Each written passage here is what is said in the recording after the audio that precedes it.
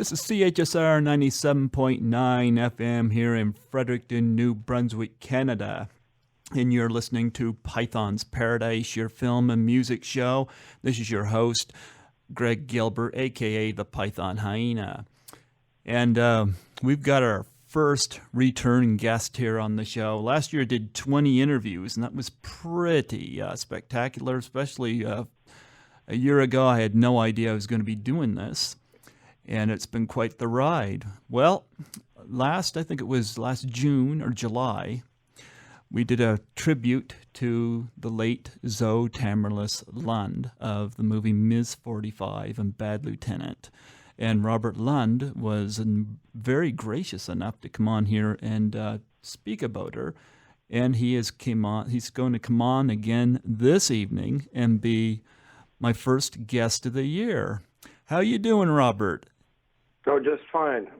Good to see you, Greg. It's great. Yes, I'm very happy that you come on. I got a lot of great feedback on your interview, and a lot of people really enjoyed it. That's wonderful.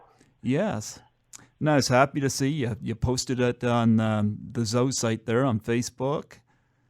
Yeah. There's a lot of people all around who still follow her and want to know about her life.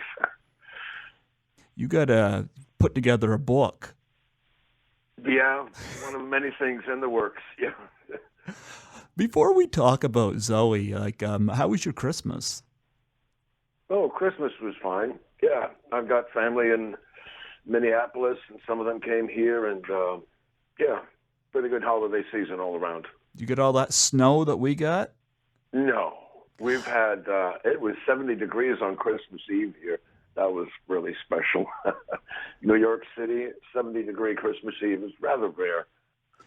Well, you can have some of ours. Oh, sure, by all means, sure, anything you could spare. Oh, gee, we got a couple snowstorms heading our way towards the end of the week. I'm like, yeah, we'd love to. It'll show up eventually.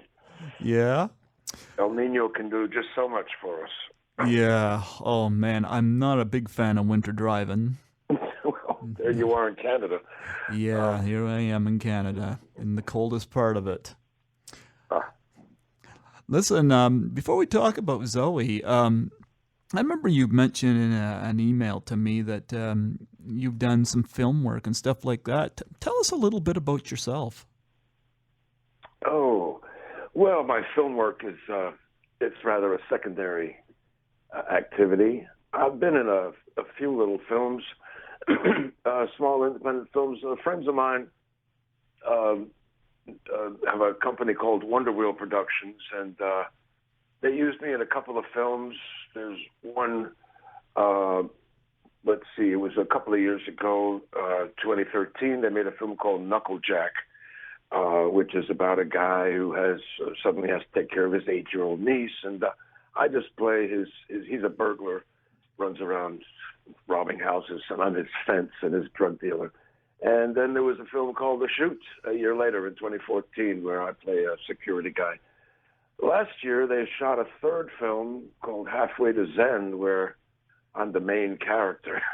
This is my first experience being the central character. I play an aging father of the other character, and I come in and out of dementia, and it involves putting me in a home and breaking me out when I can't stand it and things like that. So we've got a few films behind me, and the Halfway to Zen is going to come out this year sometime. Did you enjoy doing that? Oh, I love it. I should have started decades ago doing acting. It's great, get to play make-believe and get into a character. You mentioned I tried not to identify too much with my most recent character. Being up there in the years myself, I don't want to become the aging character with dementia, but I was able to act the role, based on my experience with parents and other demented people in my history. Yeah. Yeah. You played a burglar in one. I mean, if you had have been, if you had have met Zoe years earlier, you could have played the guy that broke in and got caught up. Oh, maybe. Yeah, I had a small part in one of her films, the film called Exquisite Corpses. I've heard of that. The Exquisite Corpses, they're involved. Somebody's bringing this young guy. There's a Midwestern guy comes to town. Somebody's bringing him around to audition for clubs, and they just put me in. I play the club owner. I just sit in the audience and say, yeah, no.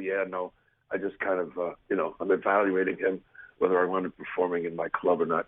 But that was just a brief little, almost an extra role in a film of hers back in '86. But otherwise, I haven't done much film work. Mostly, websites, programming. After my years in the video industry, building equipment. Yeah. I was in the broadcast industry for years as a pioneer in the computer-assisted video production area. Okay. Yeah. You'd have the knowledge on that over me. I'm lucky to be able to turn this equipment on. Oh, I'm a former geek. Save me. Yes, right. Exquisite Corpse. Now, we didn't talk about that last time, and until you mentioned it, I completely forgot about it. I've never seen that film. That's a feature length, isn't it? Yeah, that's a feature film. That was '87. Made by a guy named Temistocles Lopez. No, Temi Lopez. It didn't do much, and personally, if I may express my own opinion, sure. At the time, I was a little embarrassed for her. The whole thing is kind of camp, in heavy quotes. Okay. I thought it came across, to be blunt, at the time. I thought, it seemed like a high school play. There was it just wasn't genuine, convincing acting. It was all sort of, it was camp. She thought it was camp, humorous, sort of tongue-in-cheek. So the whole film was kind of tongue-in-cheek, and I guess that was fun for some people, but I'm not surprised it didn't go far. I don't know where it's available now. What was her role in the film? Oh, let's see, Exquisite Corpses. She plays, what does she do? She plays the wife of a guy, oh God, the details. And basically, she has an affair with this other man who was the one who was auditioning for roles, and in the end, she winds up getting killed. Yeah, it's all described on her website. I can't even remember the details of the plot, but he winds up getting. She wrote a song for the thing. She performs it with him at a club, and at the end, she gets shot.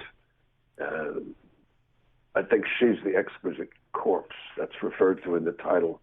Not one of her better works, but it's interesting to see. There were some excerpts of it on the website. Did she do many features? Well, no. There was Miss 45 she acted in almost as a child at the age of 17. And then she wrote Bad Lieutenant and had that role where she's Harvey Keitel's drug connection. Yep. But other features, no. There was the Exquisite Corpses. There was special effects. There's, before I met her, she was in special effects. This was a film by Larry Cohn. Yep. Famous, B-movie director and TV. I guess he did, what was it, Branded. He did some TV series in the 60s. And he did this, the one I just referred to. Right, special effects, where she plays two roles. She plays the role of a woman, a runaway wife from Arkansas who comes to New York, winds up going home with this filmmaker played by Eric Bogosian. Yep. So he takes her home to his loft and seduces her on his bed. She doesn't know there's hidden cameras. And he basically murders her on camera and then gets the wonderful idea that he's going to shoot a film about a murder, and he's going to use this actual footage of the actual murder in the film, and no one will know that it's the actual murder being shown. It'll be wonderful. They'll think it's all just staged. So he goes around trying to find someone to play the woman who's going to get murdered. And, they find someone, a doppelganger, working at the Salvation Army, quite a different style girl, played also by Zoe. And they get her to play in the film, and they make her up to look just like the dead girl. And so it's that kind of film. It's, it's on a higher level than Exquisite Corpses. It's been, a major director. Yeah, we saw that. There was some Larry Cohen retrospective. We saw it together. So I don't know where you can see that either, but that's a more interesting film. She plays two roles. It's interesting because sometimes my co-host and I will, we got a little projector and we'll watch films blown up on the wall here at the station, and it's kind of like nice. Yeah, it's a lot of fun, and he and I'll do it. We'll do our Siskel and Ebert thing. We finally found special effects. He found it after a lot of digging, and I gotta say, we both enjoyed it. Oh, you watched it? Okay. Great. Yeah. I was quite shocked. Her first scene up on the table is completely nude. That's right. She's up there. No, she's wearing pasties. Oh, that's right. She is, yes. Please, don't tell me you didn't notice the pasties. I did notice the pasties. I just remember she had that top hat. And yeah, that make-believe Oval Office where guys pay $10 to come in and take a picture of someone dancing on the president's desk. Yeah. Yeah, I enjoyed the film. In fact, that's probably not even on Blu-ray yet, and I think it's better than a lot of stuff that Larry Cohen has done. I'm not familiar with much of his work, but yeah, it's all right. Yeah, I guess she was rather upset in that the voice of the initial character, who's from the South, I guess she wasn't able to make a convincing Southern accent for the girl. So in that film, the voice of the first character who gets killed was overdubbed later, ADR, by someone else who could sound. So it's not actually Zoe's voice you hear coming from the first character. The second character is a New York girl, so yeah, that's her voice there. The second role she plays. Wow. Yeah, nobody wants to have their voice dubbed over. I suppose it couldn't be helped. I would just personally imagine seeing myself in a role in a movie and hearing someone else's voice apparently coming out of my mouth. It must be kind of jarring. Well, Howard Stern just interviewed Samuel L. Jackson, and he was commenting. Howard asked him what his worst film role was, and he said The Exorcist 3. He said he's only there briefly, but he said they used another actor's voice or something to that effect. For Samuel Jackson, they used someone else's voice? Yeah, can you imagine? That's surprising. Sure, it happens to the best of them. And he's come on to be like this big commanding voice, like in Pulp Fiction where he just really broke out. Yeah. But, we watched special effects here, and it was a lot of fun to watch it for the first time, and he managed to track that down. And of course, I still love Ms. 45, one of my favorites. That was I'm going to tell you, I was not a big fan of Driller Killer, which Abel Ferrara did before that, and I think Ms. 45 is so much slicker, so much better done. Yeah, I think that's the one that really put him on the map, so to speak. Although Driller Killer has its charm, for a young guy starting out, it had its shock value. But yeah, it was clearly not a polished professional film, but yeah, it got its point across. One thing though is with Miss 45, like I go on Box Office Mojo and under 1981, and they don't even have Miss 45 listed on the grosses, and they have like the top grossing films and goes all the way down to 100. Oh. Yeah, they don't even have Miss 45 listed. I don't know how it did grossing, financially. I'm not sure how it did back then. It becomes sort of a cult film over the years, but I don't recall how it was received back then. What kind of money it made or anything. Yeah. Well, you was saying that you had all kinds of Zoe stories to tell and whatnot, and I think you said we could do a whole series of these. I guess, but please, in response to questions, please don't ask me to just come up with a random Zoe story. Gets too much like gossip, I guess. Oh, we don't want to do that. No, we don't want to gossip about the deceased. We can do it favorably, though.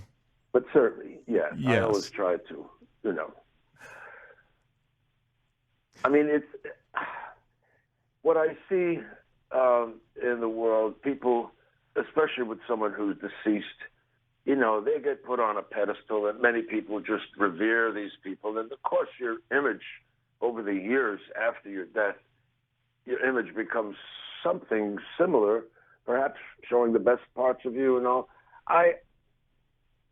To me, I would like people to know the full Zoe. You know, she was a complex person, and as amazing as she was in her talents and all, then, you know, there were other, I guess to be kind, I could say flaws. I mean, partly having to do with her heroin habit. And so I want to get some balanced view of Zoe out there, just so we keep, you know, some view of realistic view of this person, this artist, you know, and with all the praise and all the adoration, to keep in mind that she was a real person and affected other people positively and negatively. And, you know, I mean, I think it's valid to be realistic. I agree. Without being a scandal sheet or gossip or anything. I don't want to tear her down, but just to have some sort of realistic view of this person. Sure, I agree with you. All right, yeah. No, that's one thing I can't stand is the tabloids, because I remember I went to not to get off topic, but I went to the bank one day, and I have a big crush on Emma Stone, and one of the clerks said to me, he said, "Did you hear the news? Emma's single now." And I go on the internet and I find out that no, it was all a hoax. And I'm like, what was it? A slow news day at the tabloids? Yeah. No, sure, they're always trying to get something out there. So in many ways, Zoe's probably lucky that she didn't become a bigger star. Because, I mean, all the bull that comes out. Oh, they would have had a field day with her, you know, once they start digging for dirt. You know, I had a memorial for her after she died. She died in April '99, and by the time I got back, we got it all organized between me and Richard Hell. We kind of put together a memorial in September that year, and a lot of people that knew her and her former mate Edward back in the '80s came, and pretty consistently everyone got up and said, you know, Zoe was like the most amazing, wonderful person I ever met, and really the most difficult I ever met. And they gave she was an extreme person, and she affected people positively and negatively to the extreme. And I pretty much everyone came out and said, of course, the positive outweighed the negative, but they all had some tale to tell about, her difficulties. I gotta post that. I got a tape of that memorial thing, and some people from her past came up and made some very, very nice comments about her. How wonderful it was to work with her, photographers and the like. Yeah, I think I had mentioned in the last interview, I said, like, I was autograph collecting at the time, and I was seeking her out, and I found out, I don't know where it is, I found out either that she had just passed away when I was, right. Yeah, and I was like, oh. And, I felt bad about that, Like I said, I discovered Miss 45 from just seeing clips from Terror on the Isles. And just from these clips, I was kind of compelled. I saw the scene where she's being surrounded by the gang and she knocks them all off. And I was like, this looks interesting. What movie is that? And eventually I found out. And now I've got it on DVD and I got it on Blu-ray both. Well, you got the new, since it's been re-released, you mean? You got the new version? I got the new version, and it came with a rolled-up poster. Oh, nice. Yeah. Yeah. The new version's wonderful. The Draft House films, retransferred from the original negative, so we get to see a much higher quality film. Over the years, they've been playing old prints, from the '70s, from 1980 or so, and they deteriorate over time. So when you go back to the original negative and make a digital copy from that, the colors are brilliant, and it's much more. I mean, I was stunned when I saw it in the theater a couple of years ago. It's much more vibrant. Was it a really good turnout for it? Oh yeah. I saw it at the IFC, the Independent Film Center in New York, down on Sixth Avenue. Yeah, it was a pretty good turnout.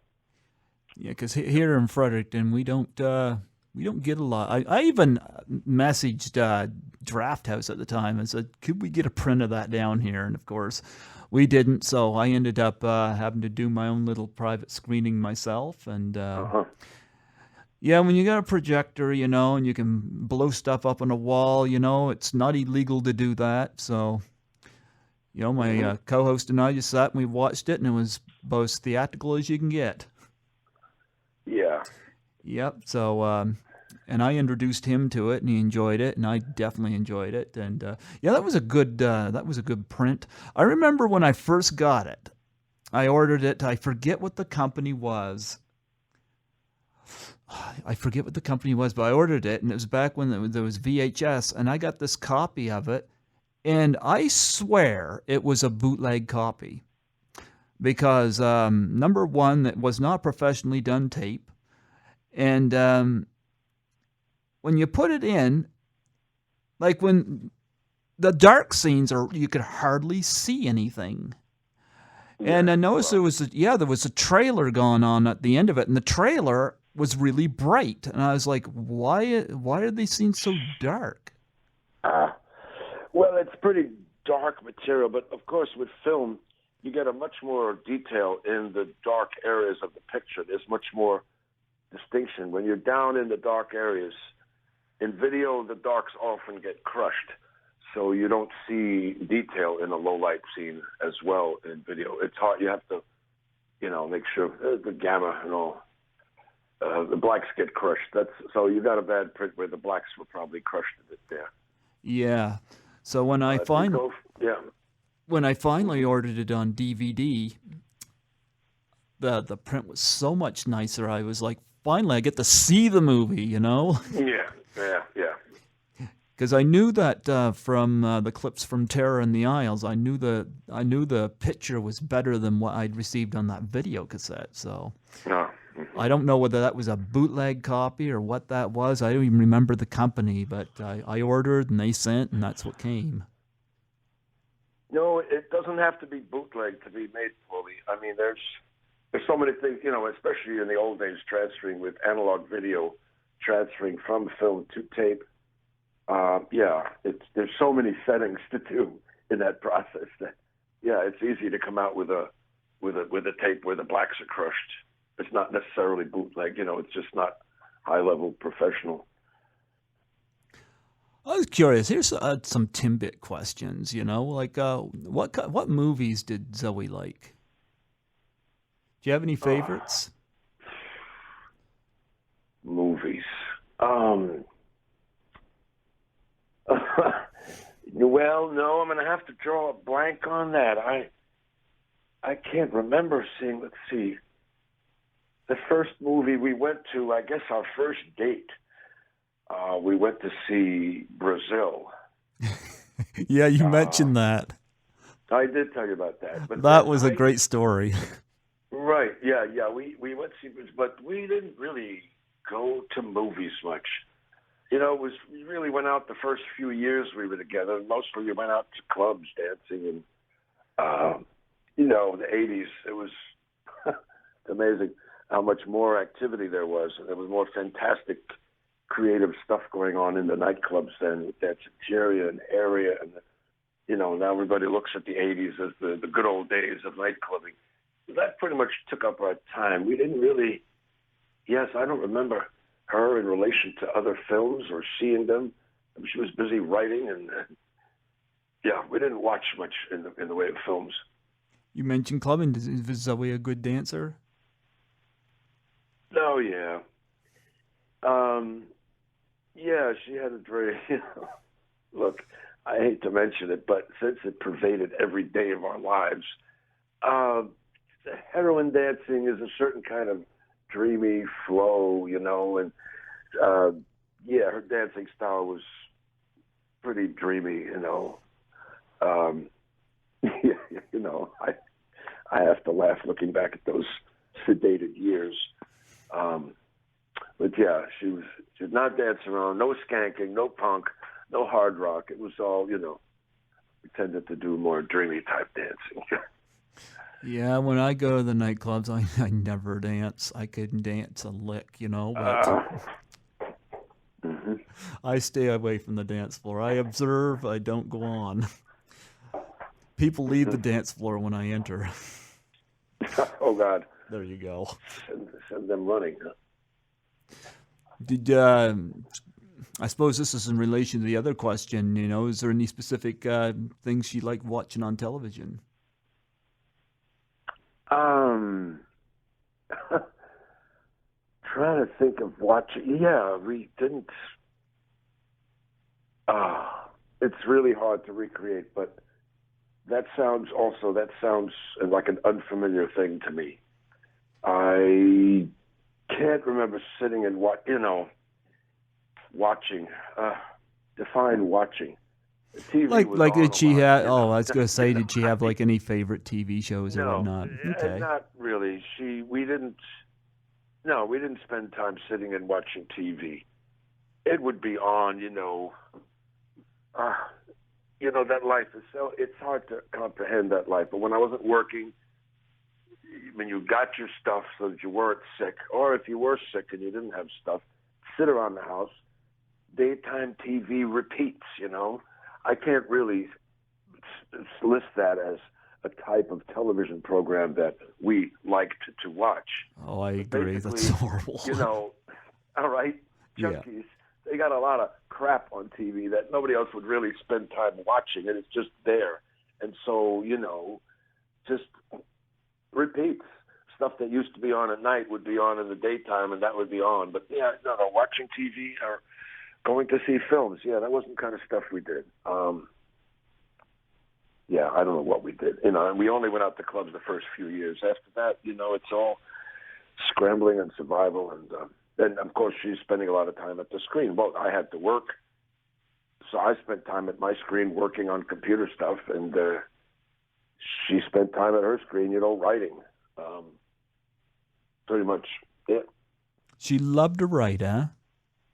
Yeah. What kind of stuff did she like to write about? Like, is there any specific genre or anything like that she was most interested in? Let's see. Yeah, she got into this. I mean, what made her go into filmmaking back with Miss 45? That was a fluke. She saw herself as a political activist, revolutionary, going out, protesting nukes, getting arrested, that kind of stuff.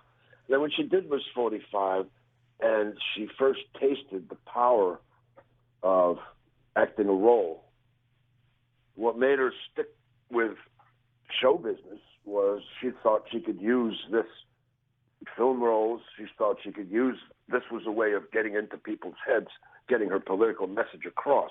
She could use it as a platform as opposed to just being a political activist. So when she was writing non-commissioned works, she tended to infuse them with politics. Her novel 490, which there's presently a publishing house in L.A. that wants to publish her novel 490. I've heard of this. Yeah, it's a 400-page novel. I just have, I think, one chapter of it is on the website. I put in one chapter to show a sample of her writing. But right now I have a contract that I've got to get approved and sent back. But her novel 490 should come out, and it's about the political awakening of somebody, and Yeah, it's a trucker who abandons his job, takes his truck. He finds a bunch of archival film made by some old revolutionary years ago. Well, this is the film that we had from her. Her former mate, Edward, was a revolutionary filmmaker. And we had 20 boxes of his original footage, black and white film negatives, which we had stored in our house. When he lost his apartment, we took it so it didn't get thrown away. So it started out as a means to integrate this film footage into a story. You know, I mean, you can't just show all this old film footage, but she made up this story where the trucker gets a whole bunch of boxes of abandoned film, and in one of them is a list of instructions which say, if you find this film, you must, you know, and it specifies a route. You must travel around the country and stop at certain towns and project these films on the side of a truck. So, and there's CIA people trying to track them, etc. So it's this kind of film. Anyway, to answer what she liked to write about, she made stories which centered around, you know, revolutionary, and of course heroin is infused. She couldn't separate heroin use from political revolutionary esprit. I think that comes more from Europe. U.S., you think of heroin users, you mostly think of street junkies, you know, falling apart and getting sick, and that's the general image of the American junkie. In Europe, there's a slightly different attitude towards heroin. At least there was back, you know, early. I don't know what now, but it was more like heroin users there would take it and it would go to the essence of their center, and it would fuel their revolutionary passion. And, you know, I guess we're not talking about seriously sedated junkies, but they'd have a touch of dope and it would focus them, you know. So she had more of a European attitude towards heroin and its interaction with political revolutionary mindset. So she managed to get both those topics into most things she wrote on her own. There was that 490 novel, and then there's the other, Free Will and Testament, is her screenplay, which came out of a screenplay she had been working on with Edward, her former mate. And it's about a bunch of revolutionaries who are going to bomb a motorcade that goes down Fifth Avenue. Some Central American dictators coming up celebrating the signing of some free trade bill. And the revolutionaries are going to blow up a bomb in the sewer and kill everybody. So that's that. In other words, many of the other things she wrote were commissioned, you know, adapt a novel to a screenplay. She wrote a bunch of short stories under the collection Mobiles. It was like 8 short stories about the traveling of a young girl in different aspects of New York nightlife. So anyway, that's the kind of stuff she would write about, more or less, you know, stuff that centered in her world, her internal world of dope and revolution. You know, it's interesting. These sound very 490. That would probably make a pretty interesting movie. Yeah, you know, 490. The title comes from 70 times 7, the number of Yeah, times I heard about that. Christ Yeah. said you should forgive someone. So yeah, I don't know. We'll see. I guess this book will come out. I've gotten the contacts from a publishing house in Los Angeles, and they want to publish the book. And who knows? Maybe the book will get into a movie. It's quite a production. It involves a moving truck. No, wait a minute. I'm sorry. 490 is. I get them mixed up. Free Will and Testament is the motorcade. Right. 490 is the moving truck traveling around the country, showing films on the side. The whole book, it was to be part 1 of a trilogy. Okay. 490 covers the preparations. At the end of the book, the moving truck finally leaves New York and goes off to do the cross-country thing. It's a, and she had decided after some years, this stands on its own, that, she realized before she died that she wasn't getting parts 2 and 3 done, but she started pushing to get at least part 1 published, and that it kind of stood on its own. It's a whole saga of how these people get it all together. And there's a CIA guy who is in some of the footage, and his uncle who hired him, he doesn't want his uncle to see the footage because then he will realize that this guy in a former life used to be a revolutionary himself. But of course, the uncle knows everything about him. So there's all kinds of drama between CIA youth and this trucker and other political people who've been abused by the CIA, and it's quite a complex interconnections of characters. It's a pretty good story. Wow. Even though, to me, my present political position, it's all anathema to my current. If Zoe were alive now, she'd want to have me assassinated. I'm pretty much, my political views have gone 180 degrees opposite from what I got sucked into with her, So I'm not putting this stuff out, in any form to be revolutionary propaganda or anything. But I make peace with letting her works get published. I don't feel it would be right to simply keep them suppressed because I don't agree with the politics, out of respect to the artist and her writing. And I'm willing to let this work get out there. And if people agree with it, fine. If they don't, it's still good writing, I would be very interested in both books. In fact, if you get them published, I'd order them right from you if you prefer. Well, 490, the other one, Free Will and Testament, is a screenplay, not a book. I don't know. Somebody in Germany wanted that screenplay. And, it's tough decisions because I feel kind of, I'm rather opposed to most of her political outlook at this point in my life. So, someone in Germany wanted the script to Free Will and Testament, and I didn't feel comfortable. If this film gets made and infuses a bunch of youth with the revolutionary fervor to take down the system and blow up bombs, I wouldn't want it to influence anybody in that direction, Actually, I was talking more about 490. I was most interested in that. Yeah. 490 is, that's not quite as politically strident, shall we say. We're not talking about blowing up Central American leaders on Fifth Avenue.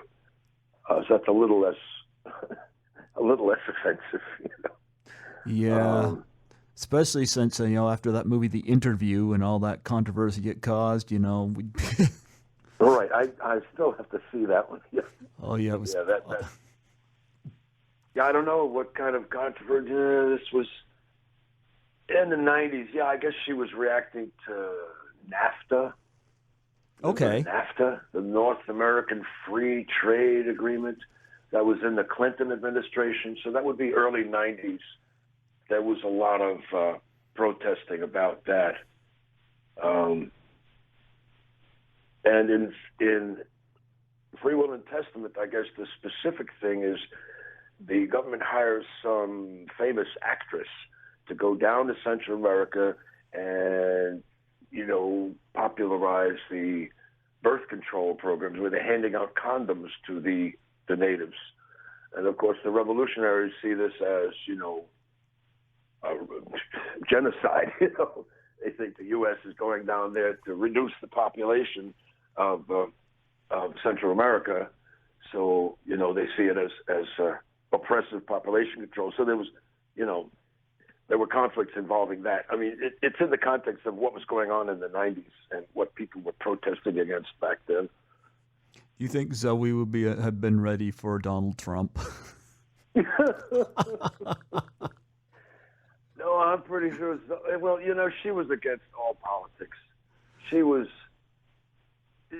thought, liberals were some of her worst enemies. because the liberals would come in and make the masses think something was being done, whereas, they were just too wishy-washy for her. The only real solution was to burn it all down and start from scratch and build a utopia. So I don't know, but of course she'd probably be a Bernie Sanders fan at this point, Bernie Sanders, yeah. Probably, I imagine. I have no idea. I don't know. I've been listening to it a little bit, and I know that Donald Trump's causing quite a stir, but I'm like, is he really seriously considering this?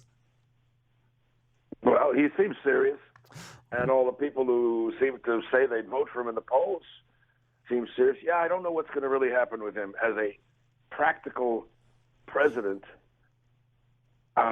whether he could really do it. But he's serious, and he's talking about essential issues that a whole lot of other people want to just brush under the rug. So he's serving a purpose. He's got people talking about stuff that they wouldn't be dealing with, that I think have to be dealt with. So, we'll see what happens. Yeah, I think the big thing, going back to Miss 45, the whole gun control thing, I know is a big issue, not just in the States, but it's even been addressed here in Canada. Yeah. Canada's pretty strict on the gun control, aren't they? I'm actually not familiar with the laws up there.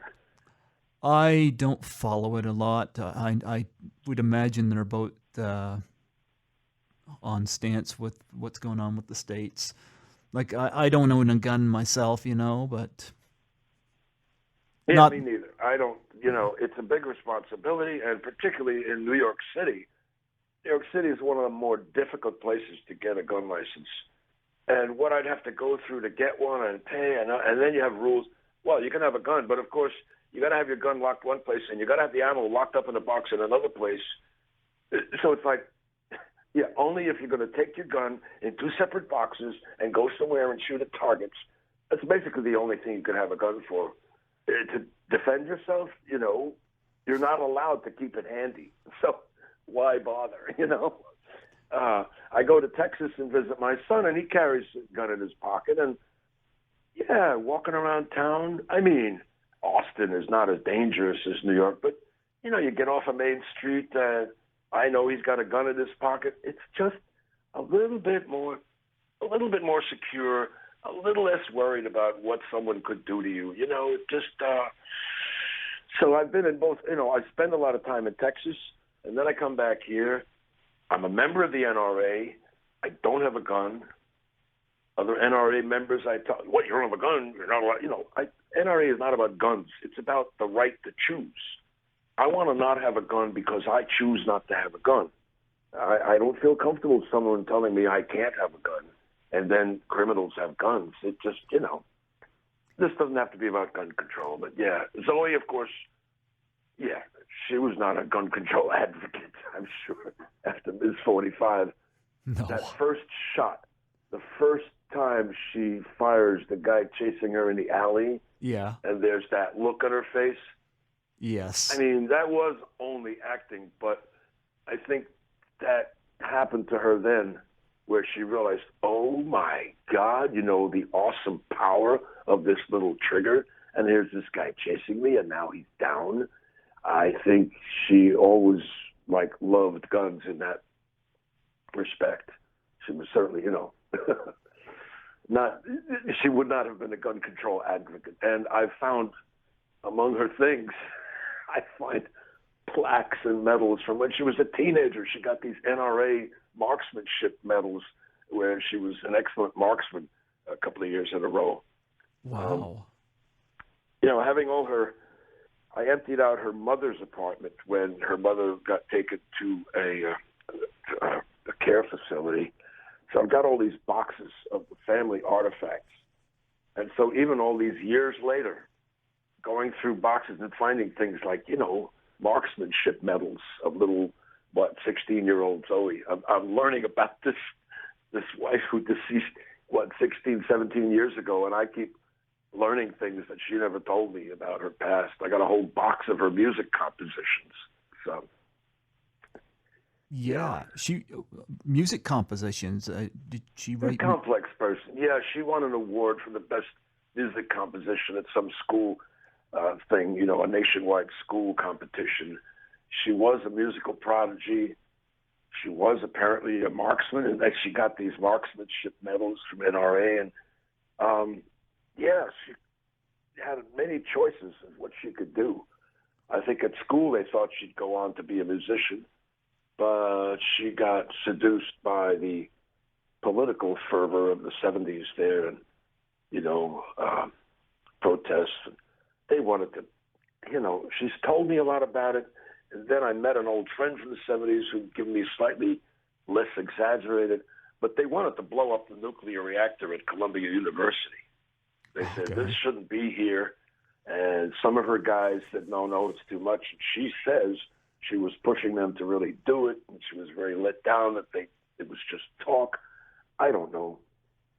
I can't tell if she actually would have or not, but that's the kind of stuff she was doing with her boys back then, trying to do stuff like blow up a reactor at Columbia. That'll show them. That kind of distracted her from her musical activities. Going back to the music, I know she played a little piano according to the Miss 45 Blu-ray. Did she play any other instruments? Well, she didn't play when she was with me. She sat and played, to give me an idea that, I used to play piano. And like one of the very first few weeks we were together,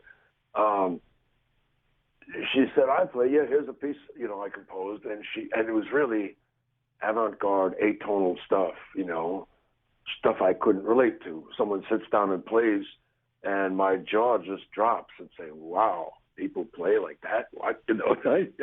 I play, kind of normal, traditional, tonal music, and this was really modern stuff with tone painting and all.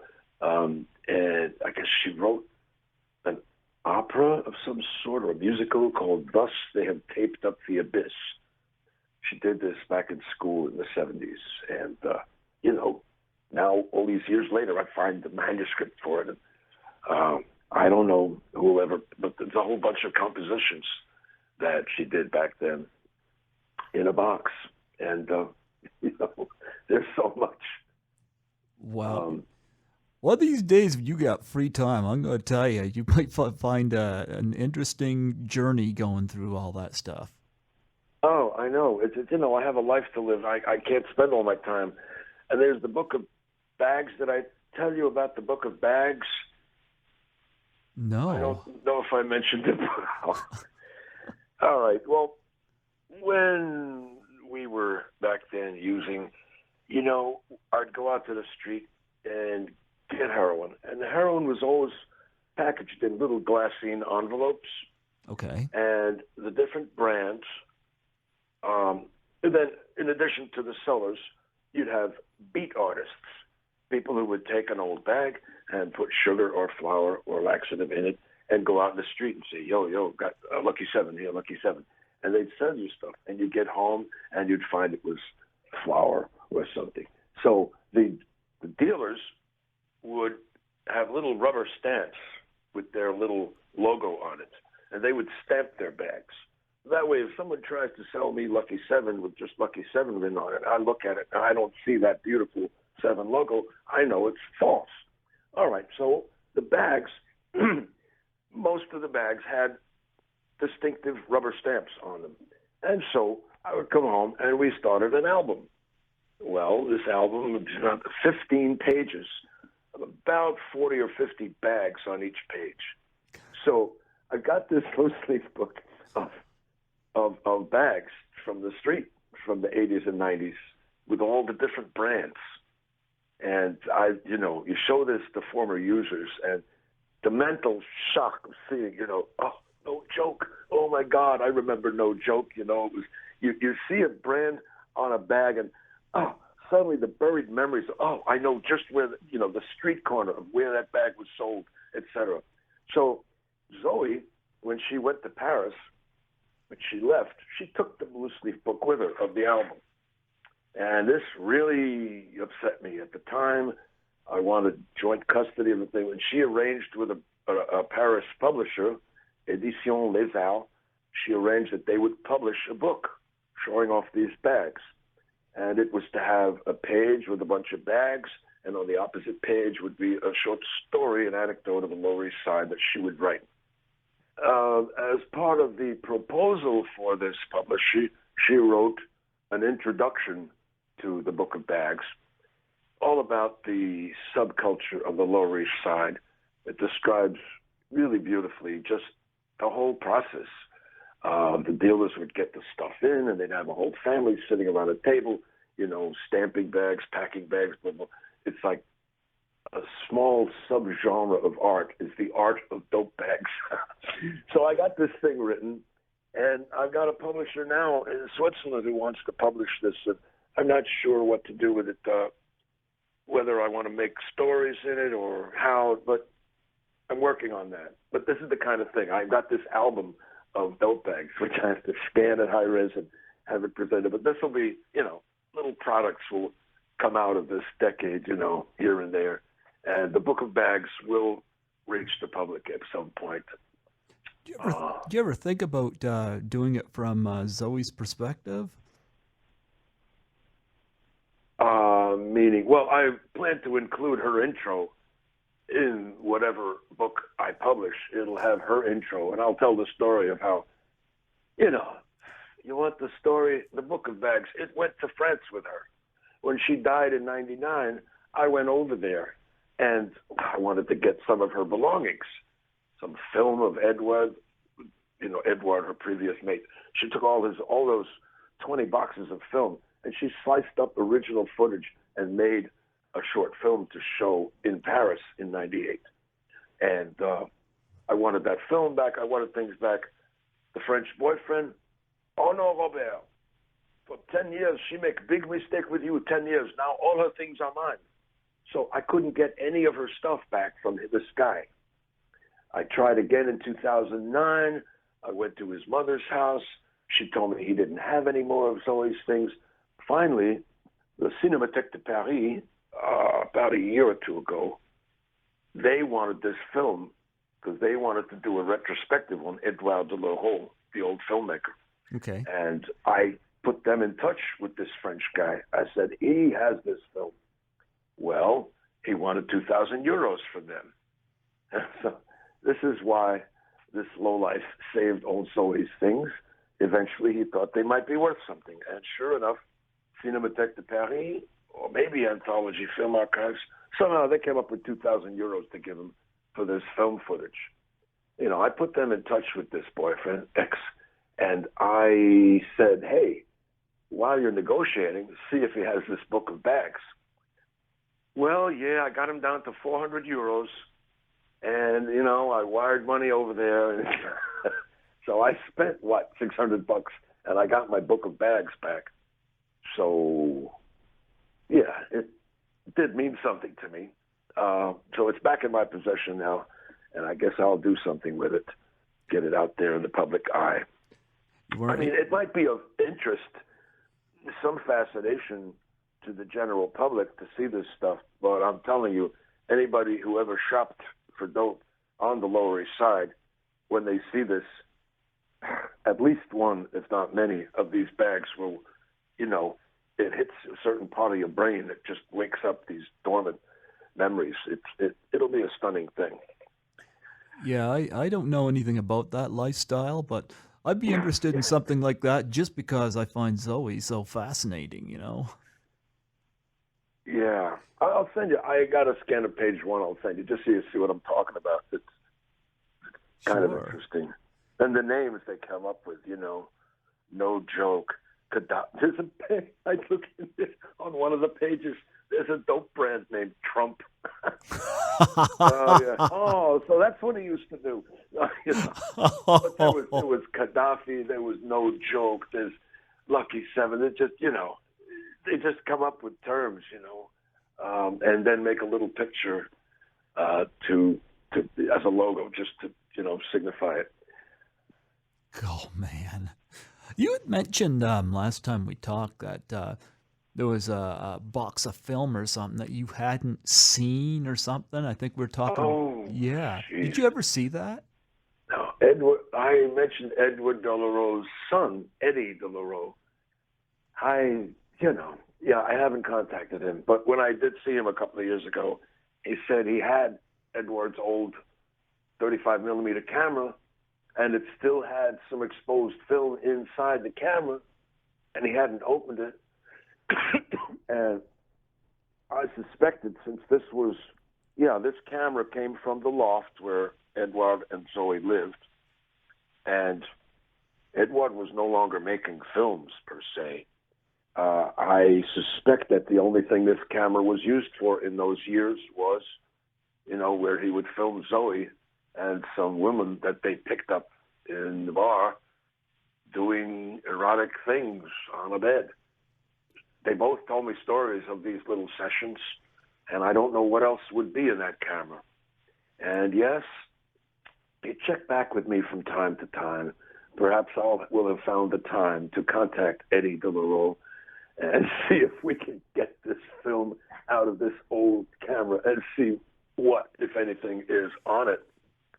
That would be kind of fascinating. Yeah, I remember mentioning that to you because I remember talking about that scene there in Bad Lieutenant where the two girls were on the bed.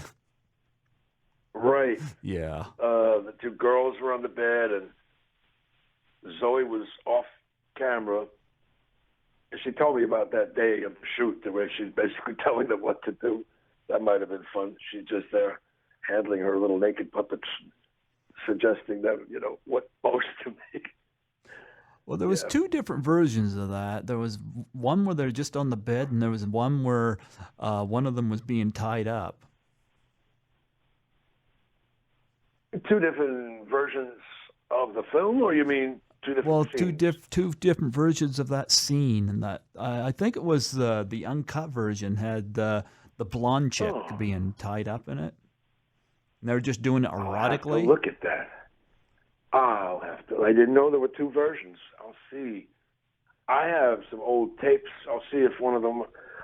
So the uncut version didn't make it onto the new release DVD, then, did it? I don't know. I don't have that. I know there was one scene. I forget what the regular scene was, but I remember there was a scene that I hadn't seen before that had, of course, Harvey Keitel's full nude scene, which wasn't, I didn't originally see. And there was one where the two girls were on the bed and the brunette was behind the blonde and her hands were behind her back and she was tying a gag on her mouth or whatever, Oh, yeah, I don't remember the details of that scene either. In all the ones I've seen, they do have Harvey's full frontal nude scene, so I don't know what different versions there are, but I know there's also, where he stops the two girls in the car outside, and he asks them, he doesn't give them a ticket, but he makes one of them simulate oral sex while he jerks off outside the car. I think familiar with that? I remember right? that, yes. Oh, you're not telling me? Yeah. I think there were some versions where that scene was cut a bit, where they don't show him going to completion. Whereas in the scenes I've seen where he goes, he does it well. Pretends to be masturbating and actually pretends to have an orgasm while he's standing outside the car with these girls. I think that scene got messed with a bit. So there are multiple versions of this. There's the Family Safe Ms. 45. Oh, yeah. Right. Yeah, there was some extended footage in Ms. 45, too. Not a whole lot of extended footage, like there was no cut scenes or anything like that, but... Yeah. I do notice, though, during that second rape scene, though, they extended that, and they had her on the table, and where she's grasping that red object that she hits him with. Shows her eyes like all wide and her teeth gritting, and she just looked psychotic, and I'd never seen that before. Well, I don't know what different versions there are. I try to imagine what it must have been like for this girl who had been raped the year before and basically put it away, suppressed it, never told anyone, and just rationalized putting it away. And yet there must have been something in her that that resisted it, you know. I think she put away the whole rape so as not to have to deal with it. And, you know, I don't want to be a whimpering, you know. She was trying to be a strong woman. And it's only an orifice. So he put something in my orifice. What does it matter? It's no more than if he had put a finger in my ear. This is the way she used to talk, you know, try to minimize the significance of the sex act so that rape was no big deal. I think that was her way of getting through it and putting it behind her. But then the following year, you're acting in a film where some guy is forcibly on top of you and you have the opportunity to smash him in the head. Let's just say she had some real life emotions to draw upon to act that scene. It must have been something. Yeah. She, not just once, but twice, except she got her second attacker. Yeah, the second time, right, the time Abel got her in the garbage can there was nothing that she could do. But, yeah. Although if I was in her position, I probably would have distributed those body parts a lot quicker. I don't know. That must have been a rank refrigerator when you look fictionally. Oh, yeah. Yeah, the parts. Oh. Could you imagine? And sometimes I wonder in reality how heavy some of those parts would be, because she didn't look that big. Of course, she drug him. No, a good thigh. A thigh must be kind of hefty. I mean, yeah, really. You know, the specific details. I mean, how did she do the torso? After all, it really filled her fridge, though. Well, she did drag him to the washroom there. I didn't look to me like the actor was helping her any with that. So, no. So she must have had a little bit of strength in her. And it was a nice touch how at the end, Abel decided she was a bad girl, but she wasn't all bad in that he showed us the little dog came running home at the end. Oh, so she didn't kill the dog. You know, a little bit, just a little redeeming feature that she might have been killing all these men, but she didn't do away with the dog over at the water. That was, everybody could be relieved. Oh, at least she didn't kill the dog, you know, when he comes running home at the end. Actually, you know what? You might be able to clear. I don't know if you can clear something up, but something just came to mind. There was a scene, for example, where she's in bed and she's tossing and turning and tossing and turning. And you see like images of Abel with the mask, like she's dreaming. And you get images, I think, of the landlady. And you hear this little girl's voice, which I'm going to assume must have been her. You know what scene I'm talking about? I'm sorry, no, I don't hear a little girl's voice. In bed? Yeah, she was. I know she has some hallucinations in the bathroom. She does. I mean, she was in bed and she's like tossing and turning and you know, she's under the covers. You see her head, but she's obviously not sleeping well. But you can hear a little girl's voice. And there's images, I think, of the landlady and of Abel Ferreira in that mask. And no, that I'm sorry, that scene does not come to mind. Don't tell me I have to watch this again. I'm thinking it must have been after the first killing, I think, from when she killed the guy in the alley and she went up and she threw up in the toilet and whatnot. And landlady came in and then I think it goes. Yeah. Uh-huh. And then I think it's her in bed and she's dreaming that, and she's obviously not sleeping well. But I often wondered about that, and I just thought about that now. I guess you don't recall it. No, I don't recall the scene. You're saying, so the question is what, the little girl's voice being hers or what? Yeah. Oh, yeah, no, I don't know. I guess, I'll let you know. I'll look it up. I can't say for sure, though. At this point, I can't picture the scene. Yeah, I know that movie fairly well, but no. Well, we're coming Yeah. just about to the end here. Oh, really? Well, Well, unless you got anything else you want to share. I thought of it before the call, and no, I don't really have anything off the top of my head that I want to share. I'm here to answer your questions and solve long-term mysteries, but otherwise, no, I have nothing to add at this point. Okay.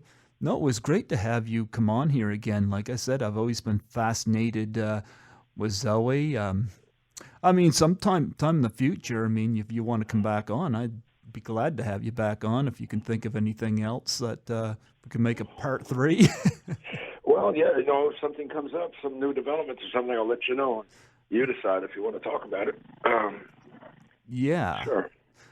That's one question. When you probably knew Zoe better than anybody. Do you think if she was alive today, she would have come on this podcast? Oh, podcast. Oh, yeah, for sure. Yeah, she were like, yeah, she did that. She was very eager to go out and do interviews and talk to people. Yeah, Sure. yeah. You would have had her. I would have loved to have had her. I like I said, I always felt that. I felt bad, like I said, when she passed, and that was just at that time I was autograph searching her. And not yeah.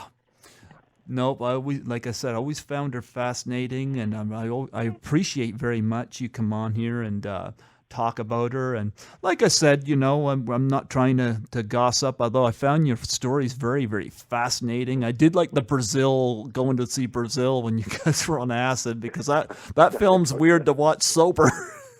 I know that was. That was before the heroin entered our life. We had a couple of months there. She was anxious to get back to heroin, and I had no interest in it. So for a couple of months there, we actually had a heroin-free relationship. We just did acid at one time. I'm under the impression now, correct me if I'm wrong, but do you think she was a very, very happy person if she was doing that all the time? Happy. Happy. Gosh. Well, her interviews, like in the Heavy Petting movie at the end of '86, our first year together. I mean, she describes herself as being happy. I think so. We were happy, at least for a few years. I mean, she described me as she's found her comrade for life. Comrade, yeah, a romantic. I'd say she was happy, and she had a optimistic vision of her work and her future. Years of manuscript rejections and things can get you down, and she would work on films and then they wouldn't happen. And I think in retrospect, a lot of times people backed off because, the ramifications of her habit would arise, and people just, they commissioned her to write a screenplay, and over the course of the screenplay, just too many times she'd ask for $100 advance, and people got a sense of what they're going to be dealing with. So I think a number of producers backed off, due to the problems of the drug use. I don't think they had specific problems with her work, but it was dealing with her that caused them. So yeah, she could have probably done much better if that wasn't a factor in her life. Yeah. I was going to say, what was she like when she was off it? Like, did she function better? Like, No. you know what I mean, Well, she was a pretty high-strung individual. You say when she was off it. I can only describe the first couple of months. Okay. Because once you're addicted, when you're off it, you're terribly sick. So, once the use became regular after the first half year, then it makes no sense after that to speak whether you like when you're off dope, because when you're off it, you're just sweating and puking and yada yada. So I can only say for the first couple of months that I knew her, yeah, oh, Jesus, remembering the Zoe that I met when heroin wasn't in the air, she was 24. She was very intelligent. She had a childlike side to her, a childlike sense of humor. She could be silly and kind of high-strung and, yeah, but high-strung, meaning energetic and creative and bon vivant and vibrant and all that stuff. Which she was on the dope, but just with more rounded corners and smoother, you know? Yeah. Well, she definitely had an imagination on her, and I do I do look forward. You know, if you get is that 490 is the name of that book? 490, yeah. I'd be interested to read that at some point. You know, and yeah, that could make an interesting film if they ever do that. It would be, yeah. Yeah, it might not be that big, but yeah, since it takes place pretty much in the city, it doesn't, you know, traveling. If part 2, which never got written, would have been a bigger movie because they're traveling with a moving truck all across the country. But yeah, 490 might be a film. That would be something. We'll see when the book comes out. If that was done as a movie, would you have an actor play that lead, or would you, in reference to Zoe, have the lead be female? 490? Yeah. The lead is Johnny, the trucker. I mean, no, the characters are pretty well set. So okay. Yeah, the lead, I mean, it would be, the lead is a truck driver and his wife, and they're pretty set bunch of characters there. Oh, okay. I didn't realize the trucker had a wife. Okay. Well, you know what? I find Zoe very fascinating. I thank you for coming on here again and chatting with us. I mean, my pleasure. Yeah, I mean, I've enjoyed having some email exchanges with you. If sometime down the road, you know, we come up with more stuff, I might even, in the next few months, if I come up with any questions, you know, I'll put them down so that maybe we can do this a third time, you know. Okay. Sure, you know, I've enjoyed talking with you, and I find this very fascinating, and you don't have all this cold weather we have, so.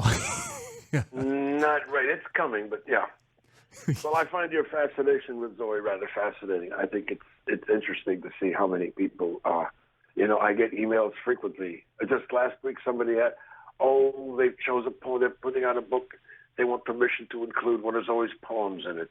I've got to get back to this person, you know, and it just keeps surfacing. People out there are taking interest in her and come to me for more info or what have you. You think they'll ever do a movie on her? I don't know. That could be interesting. People have talked about it, yeah. Yeah. Back 10, 15 years ago, when I first got clean, I started going out to clubs. I was going out every night. I just had a very active life trying to make up for lost time, you know. I was feeling life coursing through my veins again, you know, instead of dope. I was out there. Every once in a while, I'd spot someone who reminded me of Zoe, and I'd, you know, go and line them up. Listen, if I make a film about Zoe, I want you to play Zoe. I had a couple of women who I prospectively got them to agree that if I ever make this film, you know, you'll play Zoe. They're long gone now, but yeah, maybe sometime there will be a film. Do you know of any actresses you think would be good at playing Zoe? No. When I think of the field of actresses now, I don't know. You choose someone who looks like her, you know. Well, yeah. Before I go, would you mind doing a plug for my show? No, I don't mind. Yeah, just state your name, and you're listening to Greg Gilbert on Python's Paradise in Fredericton, New Brunswick. Python's Paradise in what call letters? What do I have to say? Python's Paradise in New Brunswick. CHSR CHSR in New Brunswick. in Fredericton, New Brunswick. Yeah. Fredericton. So what I'm saying you're listening to, or? Yeah. Say Oh, your yeah. name and you're listening to. Yeah, well, this is Robert Lund, and you're listening to KHCR in what's the town? CHSR. CHS. Okay, now here I am out west. Okay, where's my script? CHSR, right? You're not the first person to botch it up, It was CHSR? Yep. Yeah, CHSR in Fredericton. Yes, okay. Let's do one more time, yeah? Sure. Well, this is Robert Lund, and you're listening to CHSR in Fredericton, New Brunswick, with Python Hyena. That is right. And we all love and miss Zoe Tamerlis Lund. And, maybe we'll find some more fascinating things to chat about in the future. Yes, and just for the record, I've heard that when she was young, a child in school, people asked her name, Zoe ... She always put the 2 dots over the E so that her name would always be pronounced Zoe. Not to rhyme with Joe, just so you know.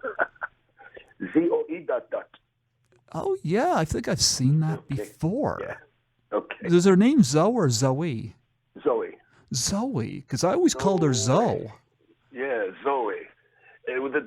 it's not Zoe like Zoey, but Zoe ... is more like Zoe, something like that. Two dots above the O or the E? Above the E, yes, the E makes it an E sound. How can you type that? Oh, well, on a Mac, it's Option U followed by E, and on Windows, there's some way to do diacriticals. I don't know. We'll have to look into that sometime. Okay.